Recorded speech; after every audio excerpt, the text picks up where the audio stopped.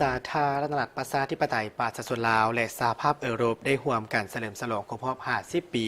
แห่งการพัวพันทางการทูตซึ่งเป็นนิมิตหมายที่สำคัญของการพัวพันร่วมมือที่ได้รับการขยายตัวอย่างลึกซึ้งและมีเป้าหมายร่วมกันมาแต่ปี 1975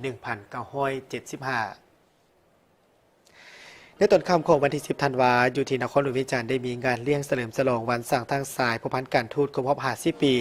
ก็คือนับตั้งแต่ปี 1975 ถึง 2025 โดยเป็นเกียรติเข้าร่วมของท่านท้องสวรรค์พรหมวิหารรัฐมนตรีกระทรวงการต่างประเทศท่านมาร์ค กาลาเฮอร์เอกอัครราชทูตสหภาพยุโรปประจำสาธารณรัฐประชาธิปไตยประชาชนลาวมีบรรดารัฐมนตรีรองรัฐมนตรีทูตต่างทูตพร้อมด้วยผู้ต่างหน้าจากภาครัฐเอกชนและองค์การจัดตั้งทางสังคมเข้าร่วมท่านทูตEUประจำลาวได้กล่าวว่าตลอดระยะ5 ทศวรรษที่ผ่านมาการแลกเปลี่ยนการเยี่ยมยามระดับสูงในครั้งนี้ได้เสริมสร้างความไว้เนื้อเชื่อใจทางด้านการเมืองที่แข็งแกร่งยิ่งขึ้น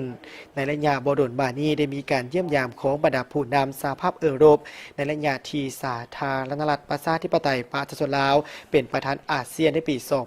2024 และท่านท้องสวรรค์พรหมวิหารได้เข้าร่วมกองประชุมปรึกษาหารือรัฐมนตรีต่างประเทศสหภาพยุโรปอินโดแปซิฟิกครั้งที่ 4 ที่นครหลวงบรุกเซลส์ในเดือนพฤศจิกายนที่ผ่านมาซึ่งกงกับวันครบรอบวันสร้างตั้งสายพัวพันการทูตในวันที่ 21 พฤศจิกายนในโอกาสดังกล่าวนี้ท่านนางกาจาคอเรสรองประธานกรรมาธิการผู้ต่างหน้าระดับสูงด้านนโยบายและความมั่นคงของสหภาพยุโรปและท่านท้องสวรรค์พรหมวิหารก็ได้แลกเปลี่ยนสารแสดงความยินดีในโอกาสครบรอบ 50 ปีแห่งการสร้างตั้งสายพัวพันการทูตตื่มอีกท่านท้องสวรรค์พรหมวิหารได้กล่าวว่าการพัวพันระหว่างสาธารณรัฐประชาธิปไตยประชาชนลาวและสหภาพยุโรปได้กลายเป็นคู่ร่วมมือทางด้านวิสัยทัศน์ไปข้างหน้า